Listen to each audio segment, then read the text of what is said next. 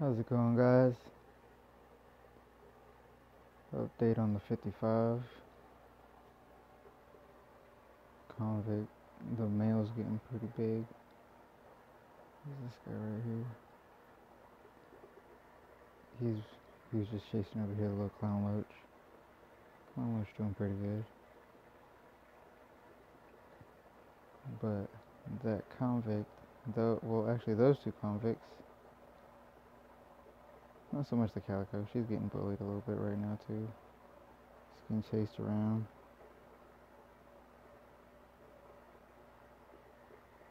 She's getting a good size too. Alright, now back to this convict. He has been at work, cause look at all these little guys. And that's their mama in the back.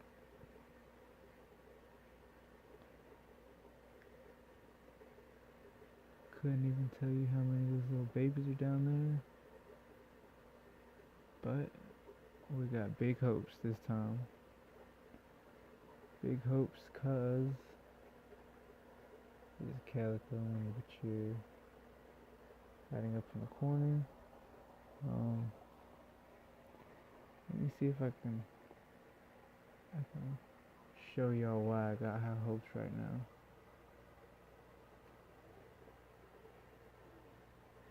Okay, here's one of them. Way back in the corner back there. I might not be able to focus on him. He's over here hiding by the magnet. Oh, there we go. Here's one of the babies from the last batch. He's getting a pretty good size. Over here by the biofilter.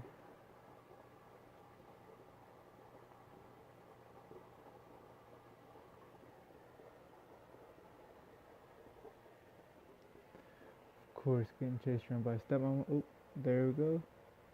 There. Oh, that one's getting chased around too. There was number 2 though.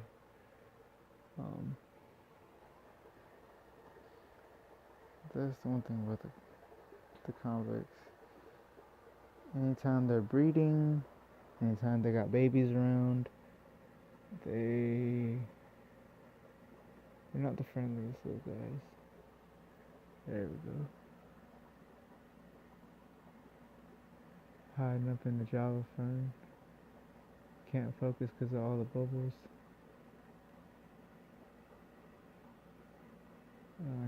He wants to hide back in there. But there's another little guy. And then usually one's over here hiding with the bichir. Yep, there he is. This one you can see real well. So yeah, there's about 3 or 4 little guys from last time. There's Dad right there. He's getting a pretty good size, as I was showing y'all. Calico convict up top. That's his primary mate, so he doesn't bother her too much, but he does, pick at her every now and then. Here he is being a good dad for now. As soon as they get a little bit bigger and he goes towards other female, he's gonna start bullying them, just like he did with these guys. There he is. Hiding up in the Java fern. They like to hide in there. They use the what used to be the moss, the Christmas moss on the bonsai to hide. And then these cryptocarn wenties, bronze wentie right here, and those 2 and these 2 on the side. They've been using that a lot. But of course, well, hello Bashir. He's right in the way, but right in that spot behind him, the convicts made a pretty big hole, trying to uproot, like I said, that cryptocarn and the S. repens right there. They also had tried to take up my my crypt parva. Had that little tiny one still growing. There we go. There is, well, Can't really do that hole any justice, but it's a pretty good size hole.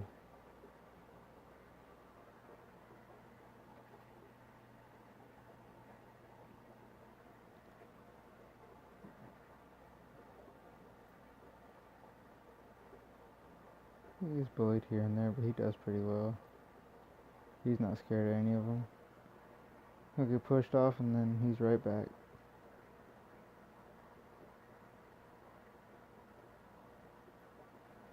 Thinking about getting another one of these little guys, because I feel like whenever I move the bichir to a bigger tank, which I am going to end up doing, I know I always say that, he had him for about 5 or 6 years, he's just now getting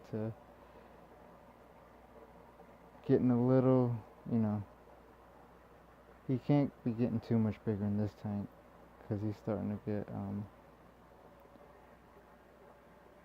well, I mean, he usually does real good, but every now and then he'll get caught up in the corners or stuff like that, or trying to get away from stuff. He gets banged up. I don't know if I can show you right now, but if he comes by, you'll see his scales on his side. Right in the back, I don't know if you can really tell, but some of those scales are just not right there, especially. He's just bruised up a little bit, you know, from banging around, hiding from the convicts. But he doesn't really care about them too much. He does this thing and they come bully him, as this one's about to do. Yeah. And see, that's when, like, when he does that, or when he freaks out from somebody coming up too fast, like he'll bang around the driftwood. And I think that's what's banging him up right now. It's him, you know, being too big. So he's definitely going to a bigger tank, like I've always said. So that's what I was saying. Clown loach, maybe get a couple more, and then they can be in there with him. And we'll see what else. But yeah, the moving biofilter doing great. Don't really got to do too much maintenance. The air pump does a really good job on it. I'm really liking it. You know, causes my surface agitation, so I like that aspect of it. And then over here, of course, I got the foam filter and the powerhead kind of combo with the little that little thing right there. The black piece lets the air in, and that's what creates all the bubbles. And then yeah, I got the Java fern covered inlet for my canister filter down there.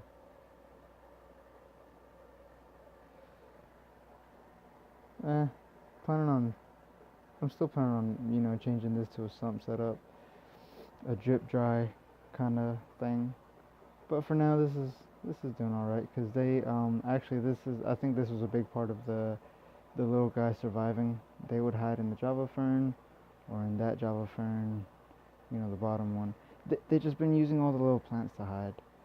Down in this little area, that whole front of the bonsai area, I still want to put a bunch more S-repens. That little corner, put some other big background plant, like the swordtail over here.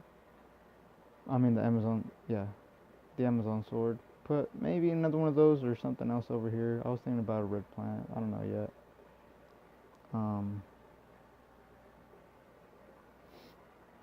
I want to cover this corner. I had the Monte Carlo, that didn't work out. I think it's pretty much gone now. It's somewhere under there, because it kept getting uprooted. It was floating around, and so I finally just tried to cover it up with something, and then hoping it would come up from there, and it did not. So something to cover this little corner.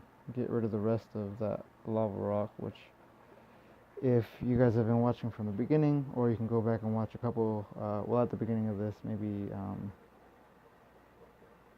I don't even know. What is this, you guys? 7, 8 months? Something like that. But you'll notice this was a big old hill. That hill was that burlap sack kind of material, which is what's looking like reeds right there. And then lava rock in the burlap bag, which was making the hill. And there's the lava rock. I've taken a lot of it out because it really wasn't working out. It wasn't doing anything, and really it messed up where I could have put more dirt. I just should have done that and had a lot more room to grow my plants. Which, I mean, this isn't going to be terrible, and the sand and the rest of the soil and everything else that I'm adding into that, like, it's doing its job. I just wish it would have been a little bit better dirt. I wish I would have had another setup without the convicts so they weren't messing up my substrate. Of course, they messed up this whole corner. There is a little bit of dirt down there, but as you can see, most of it is sand now because they have, well, they've dug it up pretty good. They've made their holes, especially under that cave where the bichir is right now. They really like that cave for some reason. And there he goes getting bullied again. I'm looking to move within the next, I don't know, year or so. So the lights are staying the way they are. I'm not really looking to change that up too much. The 3 Zoom Ed dome lights, deep dish dome lights with I think 100 watt compact fluorescence. With what was it? I think it's 5500 K light. It does really well with the plants, but I know it'd be a lot better if I had them on an actual stand and a little bit higher. And then I still plan on doing CO2. Maybe that whenever we get to the other house, but like I said, not changing the lights at all till we move it, since we will move it. Not gonna do the sump probably because of that as well. Look at that, getting in the bichir's face, and he just doesn't even care. And then rams right into the glass, which is like his favorite hobby, honestly.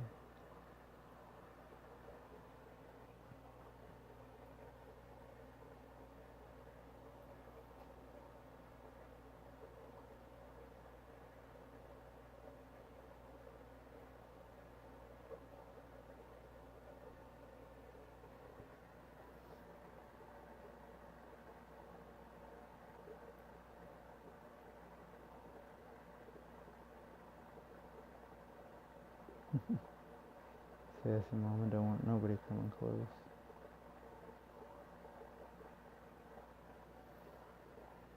They were, the male was nipping at me earlier when I was cleaning the glass with the algae scrub. But yeah, you guys can see how big he's getting compared to the bichir. He's a pretty good size, actually. Which the bichir, I don't know if some of you guys remember from the last video, but well, if he comes out again, I'm gonna try to show you guys with my hand how big he's gotten. If they let him hold still, which I doubt they will. Look at this little guy, he's getting brave. They've just now in the last week or so started more regularly coming out. Because all they used to do is hide, and now I'll find them in the corner with the other convicts, hanging out with the loach. They're not scared at all of the bichir. Like, they'll be right in his face or hanging around him, kind of as protection. So I'm really enjoying that about the bichir. Ooh. Getting sassy over here like I was showing y'all.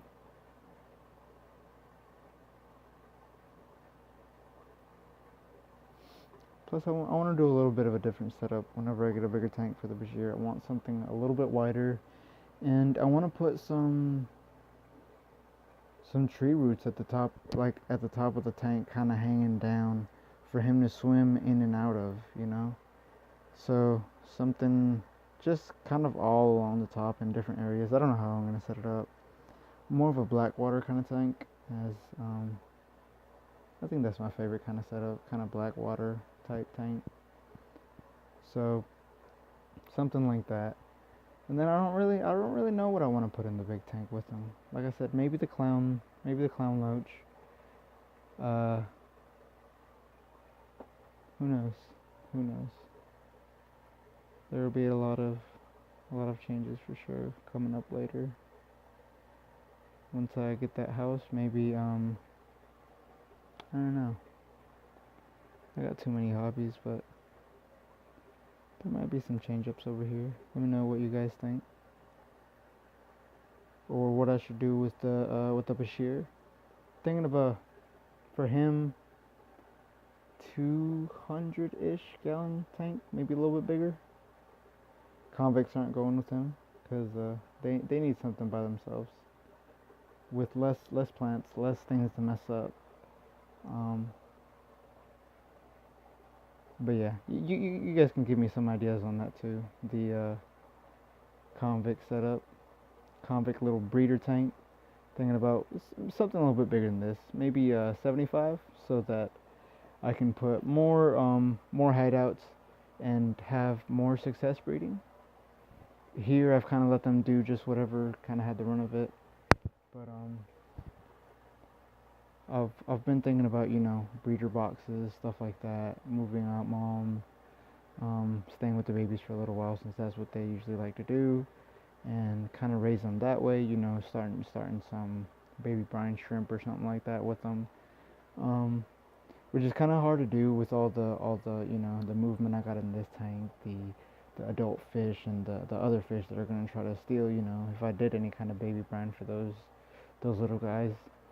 So I'm waiting for all that kind of on a bigger thing. I've had, like I said, 3 or 4 of these little guys survive the last round. That was from the 3rd batch. These tiny ones are the 4th batch, technically. My 4th batch of fish fry. 3rd ones, 3rd generation, I guess. Which would be 2nd because they're the only survivors so far of any of the batches. There's that little guy, one of them. But yeah, they're doing really well, and they're getting bigger every time I see them. So I'm really enjoying them, enjoying watching them grow, enjoying their little personalities, how much they like hanging around that giant guy and mama. This one tends to stay over here with his mom or her mom. Who knows what the case is.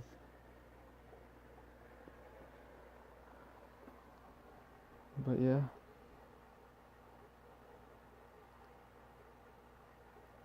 Still got a couple more. I keep taking videos and then I won't show you guys, so I got one that I got before this, because like I said, those little well, I don't think I've said it, but those little guys were born about 2 weeks ago now, maybe.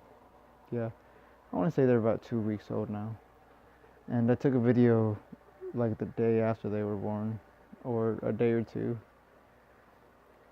But like I said, I keep taking videos and then I won't upload them. So I'm gonna try to get better about that. But here's the update, guys. Give me a like, subscribe, give me some ideas. Like I said, any of those options or what to do with this tank. Kind of thinking of having the bigger tank with the bichir, having one tank with the convicts just for a breeder tank, and then this one, split it 50-50, 50% nothing but shrimp, and having a complete, like keeping all of this, but adding way tons to each side, depending on what I'm going to have. And I might split it, I'm not sure how I'm going to split it actually, so I'm not even going to bother that. But yeah, thinking half shrimp, so that it can be like this whole tank can be just a feeder tank, with that half being only shrimp and crustaceans, so I can like get them breeding and getting really big about that, to feed the bichir and all these other guys. And then on this side, possibly having like guppies and some, who knows what else. And then maybe bringing the pandas from the 10 gallon and putting them down here, the panda cories, and add some other cories in here. They won't be feeders. They can kind of stay here for forever. But the guppies would definitely be feeders for the bichir if he wants to eat anything like that, which he isn't really interested in live fish too much. He's too used to he's too used to being with small fish and not being, you know, not being, he's not used to being a predator. He hasn't had the chance, and so he's not. He likes his shrimp, freeze dried shrimp. He likes his what are they called? Tubifex worms. He likes his pellets. He likes all of that. So he is perfectly fine with not eating fish, and I really like that about him and the way that he's grown up. Some of the snails will go with him or to any of my tanks because I like invertebrates and I like all that stuff. Of course, the clams, I'm pretty sure that they're all gone, which, I mean, by gone I mean they died off. That being said, everybody always says when I was researching the clams that as soon as they die there's going to be ammonia spikes, there's going to be, basically that they're really, really bad for the water quality. Your fish are going to die because of the just how toxic they make the water. And like I said, I'm pretty sure all three of these guys have slowly died out from the fish messing with them, from the, well, I'm not really sure from what, but a lot of the parts was the fish, because the fish would go in them, the fish would open them, pick at them when they were open on their own, and then fill them up with rocks as they did with this guy. So I guess suffocating them. And I never had an issue with my water quality. I never had a spike where everybody got sick or everybody was, you know, I just haven't seen them act any differently. So I wish I still had my clams. I might do more clams. Maybe I'll do different ones. If you guys know of better ones, then, which, that's not a really good question, better ones. I just meant, I don't know.